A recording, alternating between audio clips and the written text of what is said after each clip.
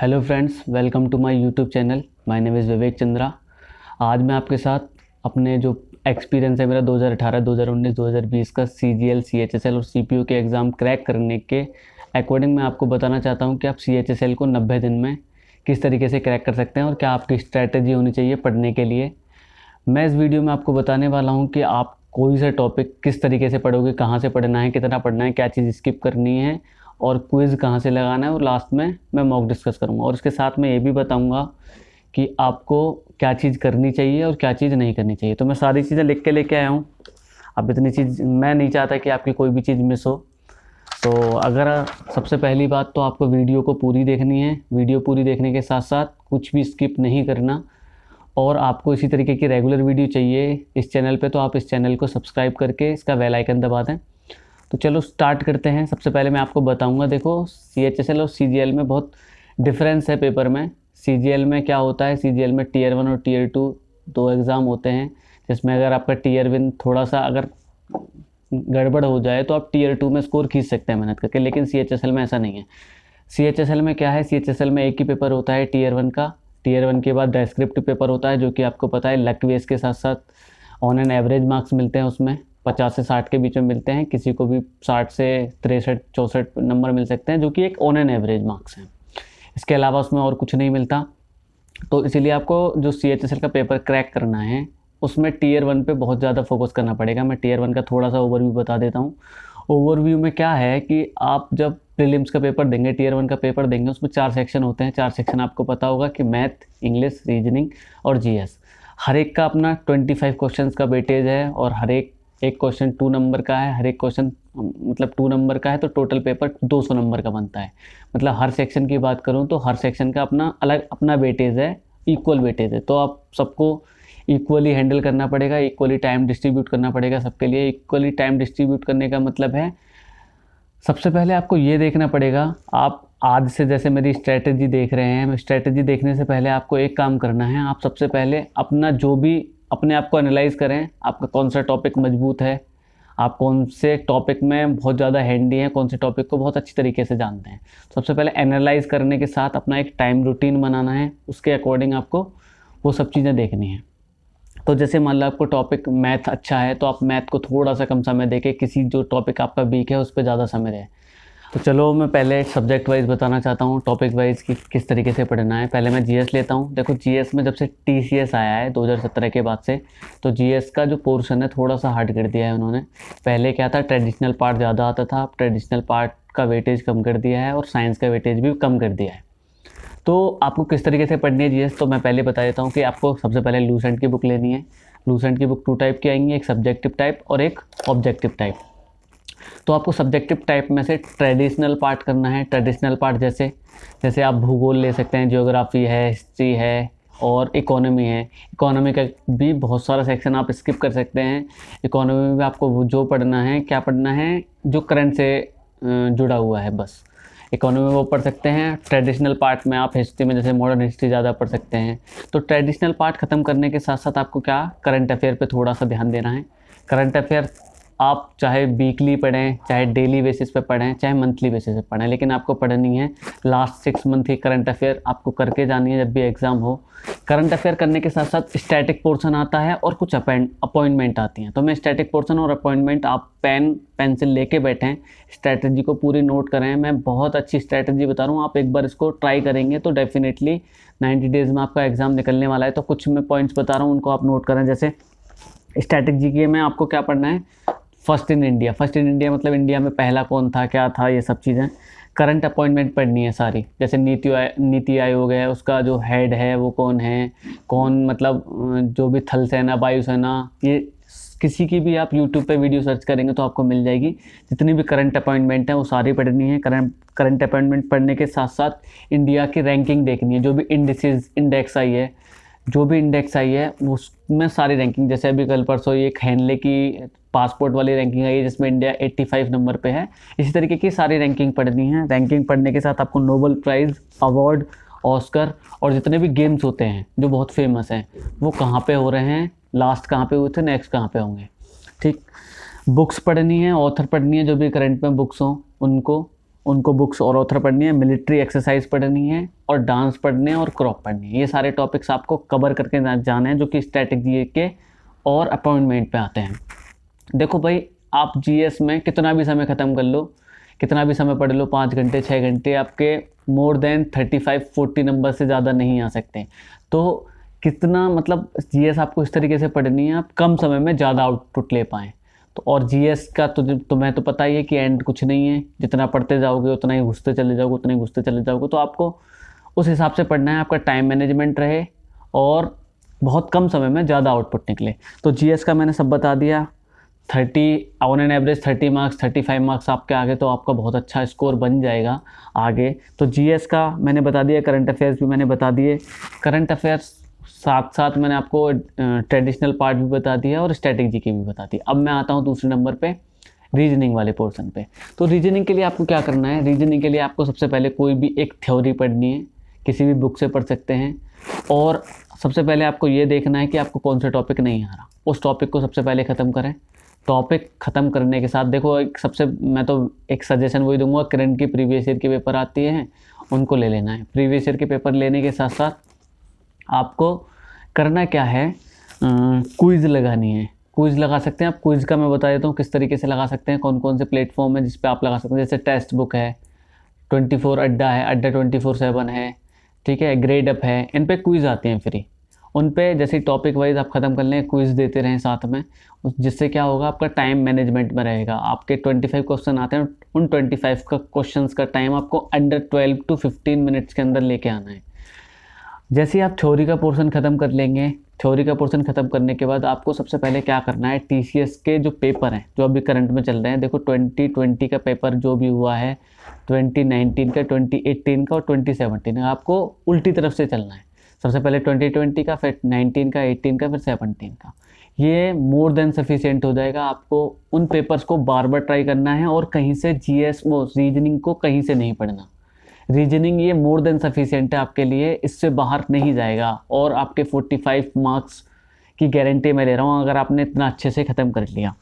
तो रीजनिंग में भी वही कम समय में ज़्यादा आउटपुट, फालतू की चीज़ें नहीं करनी, कोई भी टॉपिक जो इररिलेवेंट है उसको नहीं पढ़ना। मैं अब नेक्स्ट चलता हूँ, देखो मैथ पे। देखो मैथ का पोर्शन अगर मैं बात कर रहा हूँ सीजीएल की और सीएचएसएल की, तो मैथ के पोर्शन में बहुत स्लाइट डिफरेंस है। सीजीएल में टीयर 2 होता है जिसमें 200 मार्क्स का होता है एक, तो मैं उसकी बात नहीं करूँगा। अगर आपको उसकी भी स्ट्रैटेजी चाहिए तो आप मेरे को कमेंट बॉक्स में बता सकते हैं या फिर मेरे टेलीग्राम पे मैसेज करके, उस टेलीग्राम चैनल पे ज्वाइन कर सकते हैं या फिर इंस्टाग्राम पे मैसेज करके मैं बता सकता हूँ आपको सारी डिटेल्स जो भी है। तो मैं बात करूँगा केवल सीएचएसएल की। तो सीएचएसएल में आपको क्या करना है, प्रीवियस ईयर सबसे पहले थ्योरी वाला पोर्शन किसी भी बुक से, मैं 2 बुक सजेस्ट करूँगा आपके लिए। एक तो किरण की ले सकते हो आप प्रीवियस ईयर की बुक, और फिर उसके बाद राकेश यादव की, कोई भी बुक ले सकते हो। दोनों में से थ्योरी पोर्शन करना है। आप चाहे आपने कहीं से भी पढ़ रखा हो, चाहे आपने पेड कोर्स ले रखा हो तो पेड कोर्स से कर सकते हैं, और आप यूट्यूब पे भी टॉपिक वाइज पढ़े हैं, यूट्यूब से भी टॉपिक वाइज पढ़ सकते हैं, बहुत सारे एजुकेटर हैं। कहीं से भी थ्योरी वाला पोर्शन ख़त्म करना है। सबसे पहले थ्योरी वाला पोर्शन ख़त्म करने के बाद आपको प्रीवियस ईयर के क्वेश्चन पे आना है, और वो भी पेपर वाइज, ईयर के पेपर वाइज करना है। सबसे प्री के पेपर करने हैं, सबसे पहले प्रीलिम्स के पेपर अटेम्प्ट करने हैं, और कैसे, उल्टी तरफ से 2020, 2019, 2018, फिर 17 मोर देन सफिशिएंट है, इससे बाहर नहीं जाएगा। टीसीएस जिस तरीके से एग्ज़ाम ले रही है, टीसीएस में क्या करा है उसने, पेपर को, लैंग्वेज को थोड़ा सा घुमा देती है, और थोड़ी सी जो कैलकुलेशन स्किल्स हैं वो आपको बढ़ानी पड़ेंगी। तो कैलकुलेशन स्किल्स की अगर आपको जानकारी चाहिए तो आप मुझे कमेंट बॉक्स में बता दें, मैं कैलकुलेशन स्किल्स पे भी एक डेडिकेटेड वीडियो बना दूंगा। फिर आपको क्या करना है, जैसे मैंने रीजनिंग में बताया, आपको क्विज़ अटैम्प्ट करनी है। क्विज़ का सबसे बड़ा बेनिफिट यही है कि आपको वो टाइम मैनेजमेंट में लेके आएगी क्विज़, कि जो आपका टाइम बाउंड सेशन है उसको लेके आएगी। जैसे मान लो आप मैथ में बहुत ज़्यादा टाइम नहीं दे सकते, वरना आपका और जितने भी पोर्शन है उसका जो रेशो है वो बिगड़ जाएगा टाइम का। तो मैथ का टाइम मैनेजमेंट करने के लिए आपको क्विज चाहिए, और क्विज मैंने आपको बता दिया, टेक्स्ट बुक, ग्रेड अप और 24 अड्डा जो भी है, किसी से भी जो फ्री क्विज आती हैं, सारे लोग फ्री क्विज देते हैं, आप उनको अटैम्प्ट करें। और फ्री क्विज देने का सबसे अच्छा तरीका यही, सबसे अच्छा बेनिफिट यही है कि वो जो एग्ज़ाम ओरिएंटेड है उसको देते हैं। ठीक, ये मैथ की स्ट्रैटेजी है। मैथ की स्ट्रैटेजी ये भी मोर देन सफिशिएंट है, आपको कहीं से और कुछ नहीं पढ़ना। लास्ट बचता है इंग्लिश। तो इंग्लिश के बारे में बात करूँगा। इंग्लिश में 2 पोर्शन है मेन, और एक तीसरा पोर्शन आता है, उसके बारे में बात करूँगा। सबसे पहला पोर्शन है ग्रामर पोर्शन, फिर दूसरा वोकैब पोर्शन, और तीसरा है रीडिंग कॉम्प्रिहेंशन।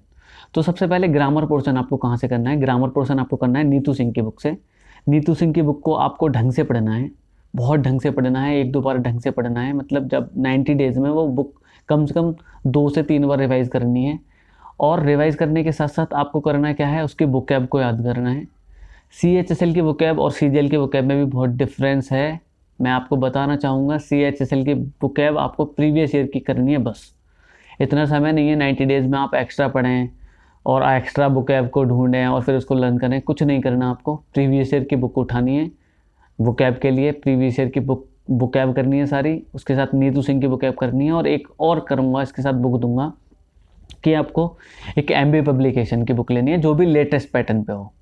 MB पब्लिकेशन की बुक में स्टार्टिंग में वोकैब दे रखी है, वो वोकैब सारी की सारी वोकैब करनी है। तो वोकैब सेक्शन मैं आपको सम अप करके देता हूँ। वोकैब सेक्शन आपको कहाँ से करना है? प्रीवियस ईयर, नीतू सिंह की बुक वोकैब, और MB पब्लिकेशन की स्टार्टिंग की वोकैब। यही वोकैब करनी है, एक्स्ट्रा कहीं से नहीं करनी। MB पब्लिकेशन की वोकैब करने के साथ साथ आपको 90 डेज़ में MB पब्लिकेशन में सेट पेपर दिए हुए हैं भाई। उसमें CHSL के और MTS के कोई सेट पेपर नहीं है, लेकिन इंग्लिश तो सबकी एक सी है। और TCS ने इंग्लिश का जो पोर्शन है वो थोड़ा सा मतलब लो ही रखा है, आसान इंग्लिश आती है। तो आपको सबसे पहले इंग्लिश के लिए MB पब्लिकेशन के भी जितने भी पेपर हैं, CGL, CHSL, CPO, किसी के भी, उन पेपर्स को करना है और कम से कम 2-3 बार रिपीट करना है। आपको मैं 100% यकीन दिला सकता हूँ कि आपके 45 से अबव मार्क्स आएंगे, और 50 भी, 50 के अप्रॉक्स, 50 से थोड़े से कम आ सकते हैं। आपको ये चीज़ें करनी हैं। अब मैंने चारों सेक्शन बता दिया आपको किसको किस तरीके से पढ़ना है और क्या पढ़ना है। इसके बाद भी अगर आपको किसी भी सेक्शन में प्रॉब्लम आती है तो आप मुझे कमेंट करके बता दें। मैं आपको इंडिविजुअली टॉपिक वाइज आपको क्या पढ़ना है क्या नहीं पढ़ना, वो सब पे एक डेडिकेटेड वीडियो बना के दे दूंगा। आप मुझे बता दें कमेंट बॉक्स में जिस भी तरीके से आपको पूछना है। मैं उसी बेसिस पे बता रहा हूँ, अपने एक्सपीरियंस के बेसिस पे बता रहा हूँ कि मेरा 2018-19 किस तरीके से पास हुआ है, और मैं उसी बेसिस पे बता रहा हूँ। अब चारों सेक्शन आपने पढ़ लिए, चारों सेक्शन आपने देख लिए। अब उसके बाद आपको क्या करना है, अब आपको देना है मॉक। आपको मॉक देना है स्टार्टिंग में 1 महीने, मतलब 1 महीने या 2 महीने, वीक में 1 मॉक देना है। वीकली पढ़ना है पूरा, फिर वीक में मॉक देना है। संडे को दे सकते हो, सैटरडे को दे सकते हो, किसी भी दिन दे सकते हो। तो वीकली 1 मॉक देना है। मॉक देने के बाद आपको उसको एनालाइज करना है और उसके नोट्स बनाने हैं।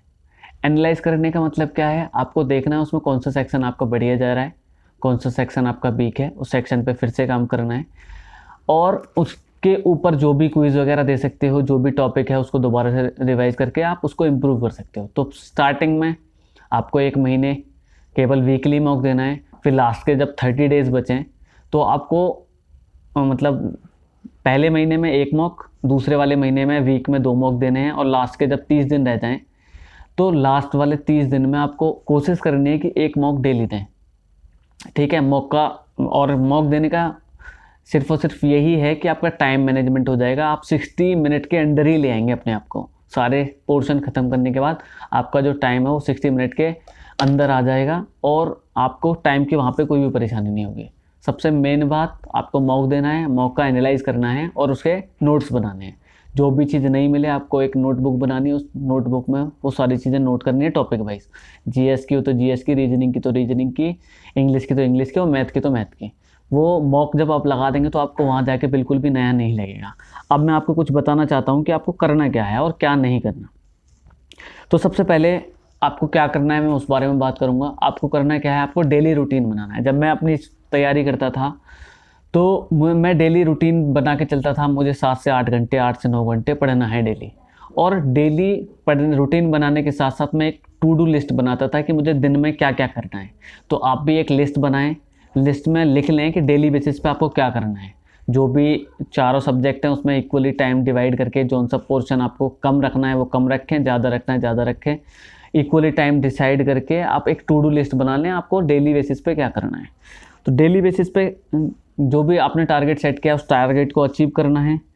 और टारगेट को अचीव, मान लो कुछ लोग होते हैं टू डू लिस्ट बनाते हैं करने के लिए और वो टारगेट अचीव नहीं हो पाता, तो आपको घबराने की ज़रूरत नहीं है। आप एक दिन नहीं कर पाए तो अगले दिन आपको इतना फ्लेक्सिबल रखें। जैसे आपने आज 7 से 8 घंटे पढ़ाई करी, मैं जब करता था तो किसी किसी दिन ऐसा हो जाता है कि आप नहीं पढ़ पाते ज़्यादा, तो मैं क्या करता था, जिस दिन के घंटे कम पढ़ पाया मैं नेक्स्ट दिन उसका यूटिलाइज़ करता था, अपने आप को फ्लेक्सिबल रखता था। ऐसा फिक्स नहीं था मेरा कि 8 घंटे रोज़ पढ़ना ही है डेली। मैं कभी 6 घंटे पढ़ लेता था, तो कभी जो 2 घंटे बचे हैं नेक्स्ट दिन 10 घंटे पढ़ लेता था, मतलब अपने आप को फ्लेक्सिबल रखता था। तो आपको भी ऐसे ही करना है। जैसे ही आप डेली बेसिस पे अपने टारगेट को अचीव करने लगे, आपको सेट करना है वीकली बेसिस पे। फिर वीकली बेसिस पे सेट करने का मतलब सिर्फ और सिर्फ मेरा ये है कि आपको टारगेट बनाना है कि मुझे इस वीक में मैथ के 2 चैप्टर करने हैं और इंग्लिश के 2 चैप्टर करने हैं और इतना मैं ख़त्म करके ही मानूंगा। तो वीकली बेसिस पे जैसे ही आप ख़त्म करेंगे तो आप 1.5 से 2 महीने में अपने आप को पूरा कंप्लीटली फिक्स तरीके से अपने कोर्स को कंप्लीटली ख़त्म कर लेंगे और सारी चीज़ें ख़त्म हो जाएंगी। फिर मैं बात करता हूँ कि आपको ये सब चीज़ करने के बाद टेंशन बिल्कुल नहीं लेनी, आप क्या चीज़ नहीं करनी। देखो, सबसे पहला मैं एडवाइस यही दूंगा कि सोशल मीडिया जो भी है, सोशल मीडिया आपका फेसबुक, व्हाट्सएप, इंस्टाग्राम जो भी है, उसको ख़त्म तो नहीं कर सकते आप, लेकिन उस पर टाइम जितना कम दे सकते हैं उतना कम दें। मुश्किल से 10 से 15 मिनट, 20 मिनट ज़्यादा से ज़्यादा। क्योंकि जब भी आप सोशल मीडिया पे आते हैं, सोशल मीडिया को जैसे ही आप ब्राउज़ करना चालू करते हैं, तो आपको ये नहीं पता 10 मिनट के लिए आए थे, 1 घंटा कब निकल गया पता नहीं चलेगा। और टाइम को मैनेजमेंट करना आपके लिए सबसे बेस्ट तरीका यही है कि आप सोशल मीडिया से दूर रहें, और टाइम को मैनेजमेंट करना बहुत ज़रूरी है आपके लिए। तो सबसे पहली बात, जितने भी, और एक और चीज़ बताऊंगा, जैसे आप सोशल मीडिया पे जाते हैं तो आपको बहुत सारे ग्रुप्स मिलेंगे और उसमें बहुत सारे क्वेश्चंस मिलेंगे। तो आपको आते हों चाहे नहीं आते, जो फालतू के क्वेश्चंस हैं, इररिलेवेंट क्वेश्चंस हैं, उनके डिस्कशन में नहीं पढ़ना, कुछ भी नहीं देखना। जैसे बहुत सारे फालतू के डिस्कशन ग्रुप होते हैं, बहुत सारे क्वेश्चंस ऐसे वो डाल देते हैं जो जिसमें टाइम ख़राब होता है बहुत सारा। तो आपको किसी भी फालतू के डिस्कशन में नहीं पढ़ना, आपको केवल जो आपको स्ट्रेटजी दी है उस पर काम करना है और बार बार काम करना है उसी चीज़ पे।